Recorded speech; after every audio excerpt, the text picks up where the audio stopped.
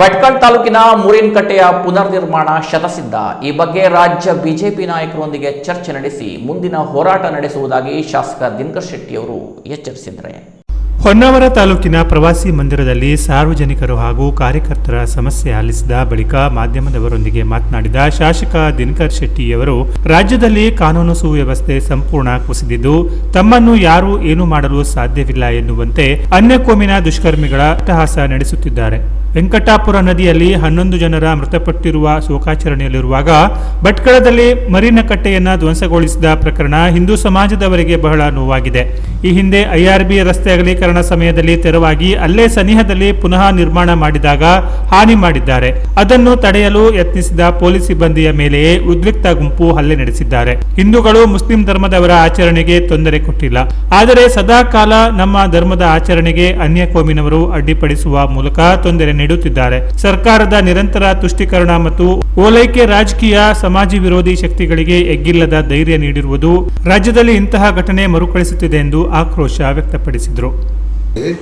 ಏನು ಈ ವೆಂಕಟಾಪುರದಲ್ಲಿ ಕಪ್ಪು ಚಿಪ್ಪನ್ನ ತೆಗಿಲಿಕ್ಕೆ ಹೋದ ದುರ್ಮರಣವಾದಂಥ ಸಂದರ್ಭದಲ್ಲಿ ಶೋಕಾಚರಣೆಯನ್ನು ಮಾಡ್ತಾ ಇರುವ ಸಂದರ್ಭವನ್ನು ನೋಡಿ ಅನ್ಯ ಕೋಮಿನವರು ಇಲ್ಲಿ ಬಂದು ನಮ್ಮ ಮುರಿನಕಟ್ಟೆಗೆ ಧ್ವಂಸವನ್ನು ಮಾಡಿ ಬಹಳ ನಮ್ಮ ಧರ್ಮದವರಿಗೆ ಬಹಳ ನೋವನ್ನು ಉಂಟು ಮಾಡಿದರು. ಹೀಗಾಗಿ ನಮ್ಮ ಹಿಂದೂ ಧರ್ಮದವರೆಲ್ಲರೂ ಒಟ್ಟಾಗಿ ಅದರ ಜೊತೆ ಭಾರತೀಯ ಜನತಾ ಪಕ್ಷದ ಮುಖಂಡರು ಸೇರಿ ಅದನ್ನು ವಿರೋಧಿಸಿದ್ರು ಸಹ ಆಡಳಿತದ ಪಕ್ಷ ಬಹುಶಃ ಏನಾಗಿದೆ, ಪೊಲೀಸರಿಗೆ ಸರಿಯಾದ ಒಂದು ಮಾಹಿತಿಯನ್ನು ಕೊಡದೇ ಇರೋದ್ರಿಂದ ಪೊಲೀಸರ ಮೇಲೂ ಅವರು ದುಷ್ಕರ್ಮಿಗಳು ಅಟ್ಯಾಕ್ ಮಾಡಿದ್ದಾರೆ ಅನ್ನುವಂಥದ್ದನ್ನು ಕಾಂಗ್ರೆಸ್ನವರಿಗೆ ಬರೀ ಅಧಿಕಾರ ಮುಖ್ಯ ಬಿಟ್ಟರೆ ಬೇರೆ ಏನೂ ಮುಖ್ಯ ಇಲ್ಲ. ಅಧಿಕಾರ ನಡೆಸಲಿಕ್ಕೆ ಇವತ್ತು ಅವರಿಗೆ ಮುಸಲ್ಮಾನರದ ಸಪೋರ್ಟ್ ಭಾಳ ಬೇಕಾಗಿದೆ. ಈ ಮುಸಲ್ಮಾನರ ಸಪೋರ್ಟ್ ತಗೊಳ್ಳೋದ್ರ ಸಲುವಾಗಿ ಈಗ ಹಿಂದೆ ಏನು ನಮ್ಮ ಕುಮಟಾದಲ್ಲಿ ಪರೇಶ್ ಮೇಸ್ತಾನ ಕೊಲೆ ಆಯಿತು. ಆ ಸಂದರ್ಭದಲ್ಲಿ ಸಾವಿರಾರು ಯುವಕರೆಲ್ಲ ದೊಡ್ಡ ಪ್ರಮಾಣದಲ್ಲಿ ವಿರೋಧ ಮಾಡಿದರು.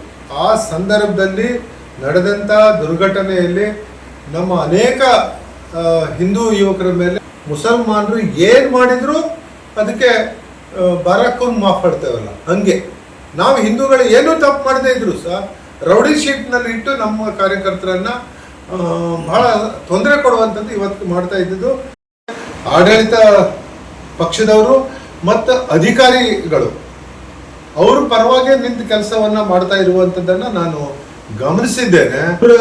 ಅನ್ಯ ಧರ್ಮದವರು ಅವರ ಧರ್ಮದ ಬಗ್ಗೆ ಅವರ ಆಚರಣೆ ಮಾಡಲಿಕ್ಕೆ ನಾವು ಯಾರು ಅವರಿಗೆ ಯಾವುದೇ ಸಂದರ್ಭದಲ್ಲೂ ನಾವು ತೊಂದರೆ ಕೊಡುವುದಿಲ್ಲ, ಕೊಟ್ಟಿದ್ದೂ ಇಲ್ಲ. ಆದರೆ ಈ ದೇಶದಲ್ಲಿ ಹಿಂದೂಗಳು ಬಹಳ ದೊಡ್ಡ ಸಂಖ್ಯೆಯಲ್ಲಿ ಇದ್ದಾರೆ. ನಮಗೂ ಸಹ ನಮ್ಮ ಧರ್ಮವನ್ನು ಉಳಿಸ್ಕೊಳ್ಳುವಂಥ ಒಂದು ಅನಿವಾರ್ಯ ಪರಿಸ್ಥಿತಿ ಇವತ್ತು ಕಾಣ್ತಾ ಇದ್ದು ನಮಗೆಲ್ಲ ಗೋಚರಿಸ್ತಾ ಇದೆ. ಹೀಗಾಗಿ ಈ ಸಂದರ್ಭದಲ್ಲಿ ಬಿಜೆಪಿ ಮಂಡಲಾಧ್ಯಕ್ಷ ಯೋಗೇಶ್ ಮೆಸ್ತಾ, ಪ್ರಧಾನ ಕಾರ್ಯದರ್ಶಿ ಗೋವಿಂದ ಗೌಡ, ಪರಮೇಶ್ವರ ನಾಯ್ಕ್ ಹಳದಿಪುರ, ಮಾಜಿ ಪಟ್ಟಣ ಪಂಚಾಯತ್ ಉಪಾಧ್ಯಕ್ಷ ಸುರೇಶ್ ಹೊನ್ನಾವರ, ಸದಸ್ಯ ಸುಭಾಷ್ ಹರಿಜನ, ಮುಖಂಡರಾದ MS ಹೆಗಡೆ ಕಣ್ಣಿ, ನಾರಾಯಣ ಹೆಗಡೆ, ಪರಮೇಶ್ವರ ಮಡಿವಾಳ, ಶಿವಾನಂದ ಮರಾಠಿ, ಕೇಶವಗೌಡ ಮತ್ತಿತರರು ಇದ್ದರು. Canara plus news Honnavar.